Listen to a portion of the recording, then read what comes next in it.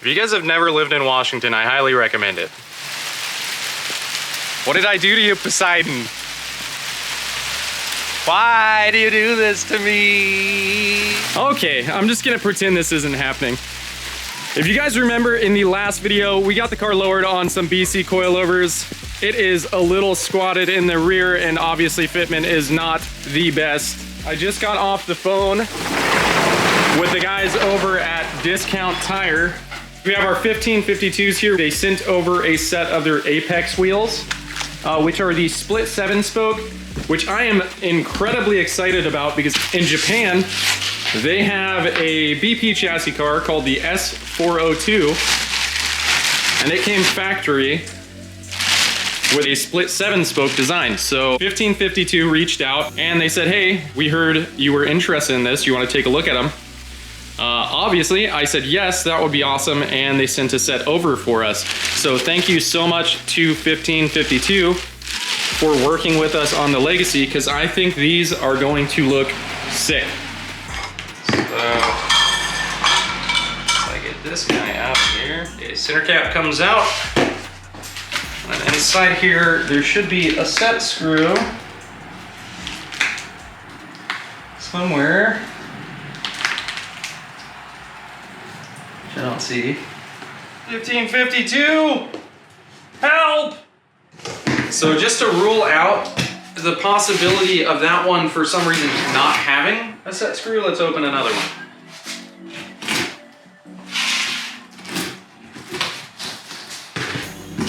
Just in case.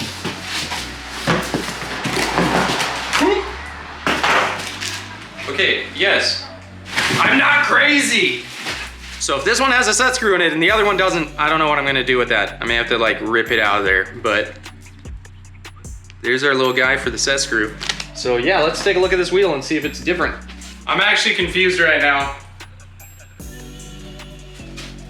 I've got a bit of a dilemma. Here's my problem I'm running into right now. I need to get this inner snout, which you can see is threaded in there. I need to get that unthreaded and out of there. There's normally a set screw, but there is no set screw on there anywhere on the inside of this, or a hole for one. Then I open up the other one, and there is blatantly obvious a set screw right there. So what the hell am I gonna do about this one? And what are the chances? What are the chances of the first one I open being the one that doesn't have the set screw machine into it? I don't know why that is like that. Okay, I'm gonna take the set screw out of this one and then pull the snout off. See how difficult it is to turn off? Because this one must be like glued or something? It's an older design? I don't know. Actually, there's two of them that don't have the set screw. So what they're supposed to look like is like this with a little hole in it and a set screw that goes in there. I can't get them out. I already messed one up trying to, as a last resort, use a filter wrench on it. So I've got a plan. We're gonna take the two that I know are good. We're just gonna mount two of them today. Once we get this figured out with whatever is going on with the other two, we'll send those other two over. But realistically, to make the adjustments I need to, I only need two wheels. It's unfortunate that we won't have the whole set on today, but hey, stuff happens. And I can pick them up whenever. I'm just like right across the road. All right, we get those, we get these tires rolled in, I'll be back. Sounds good?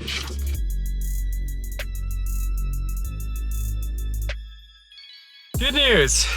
Those are the other two and the other two tires. Sorry, I'm out of breath. I talked to my guys over at 1552. So the old style of that center thread used to not have a set screw. So it does have some adhesive to it. Sorry, I busted ass to try and get these things knocked out. So what I wound up doing is using some heat because it was like some adhesive of some kind to keep them locked in there. And knowing that they're gonna send me the new style with the set screw, I just basically destroyed them with an oil filter wrench and the biggest breaker bar I had. So just stopping and getting gas right now. We have them in the back. They look super good. So I'm really excited to get home and put them on.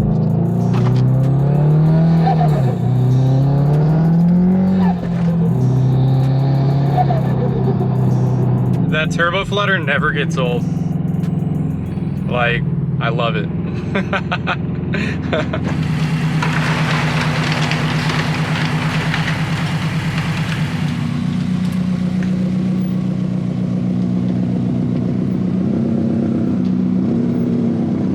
So I think they're gonna look good. First things first, when I'm doing this, I am gonna have to raise the rear because that is not gonna work.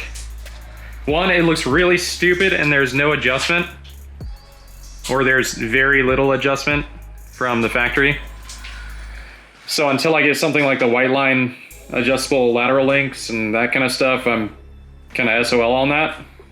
The front might actually work out great. Sidewall wise, I don't think it's gonna be too much different.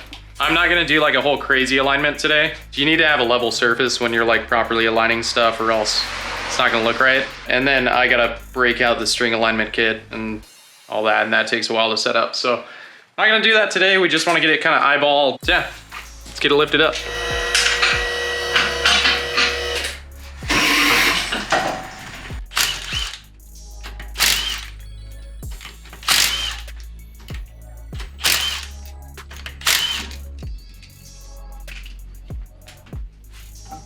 It's probably good to touch base again on what I was saying in the last video. So when we're right here and we're trying to raise the wheel an inch, since you can have the strut in the rear of the car, it can either be centered to where it's right in the middle of the hub and brake disc and all that, and then it would be a 1-to-1. You lower this an inch, it comes up an inch, that kind of thing. When it's in front like this, it actually has a greater effect than what you're doing because it's acting on further in on the pivoting point of this rear trailing arm. Since it's currently tucked and it's a decent amount lower than the front, I think I will take this up. Maybe we'll start with 3/4 of an inch because that should provide us about an inch. So I'm at roughly 3 right now, measuring from the lower collar point, so not this actual collar itself, but underneath it. This might actually do more than I'm thinking it will, so maybe we'll do a 3.5. So get it a 1/2 inch more. And that's from this bottom plastic seat.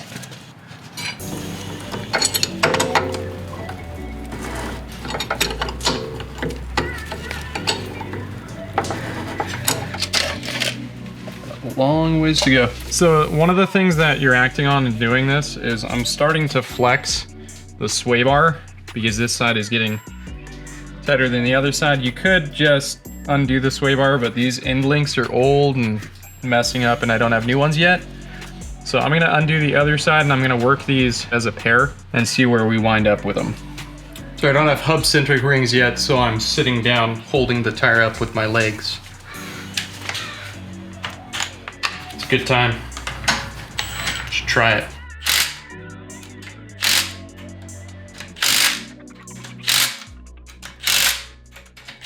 Okay, I take everything back I said. There's basically no preload on these. Should not be able to freely spin. I'll show you guys how to set up coilovers because they obviously, most coilovers you buy aren't really set up well out of the box. So that video is gonna come up, especially with me getting so annoyed over things like that.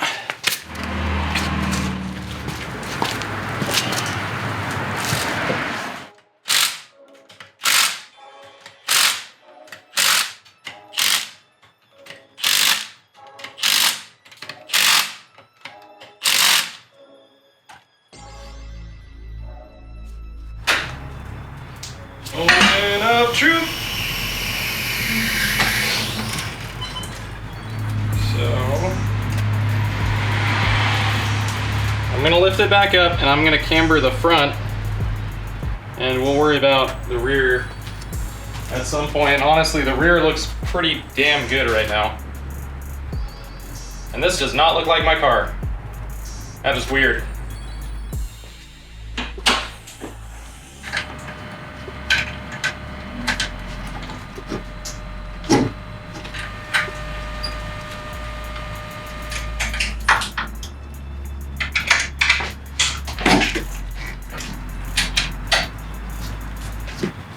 I'm gonna leave hood up, get weight on them, and then tighten them down after they're under compression.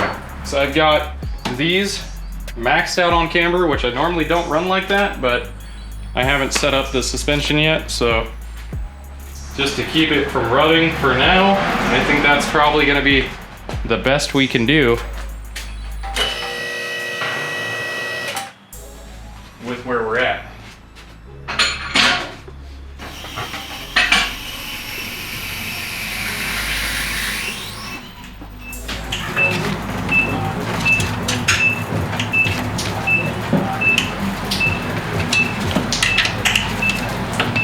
Close this, pull the car out, let it settle.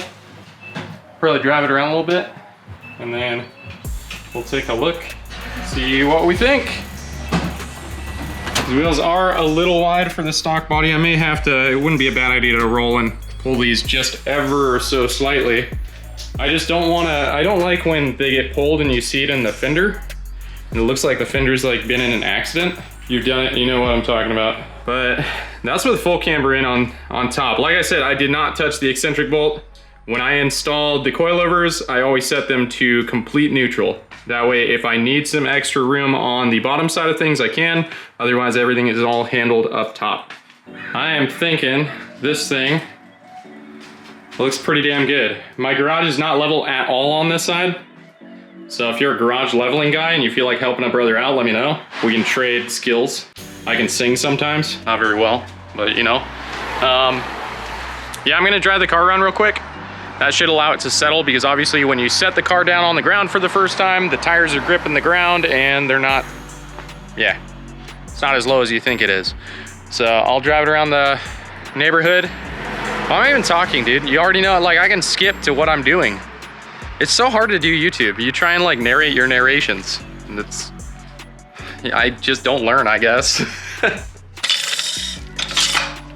Yeet! Hard to do with one hand. Stare at the ground for a second. Okay, cool. Pretend I did that on video. Just pretend. I like it. We're gonna have to wait for the back, because I gotta get more of those little guys that I totally destroyed these, because, yeah. But it's fine. They're sending more. We're solid. Grab another one of these guys, another one of these guys. This is fun.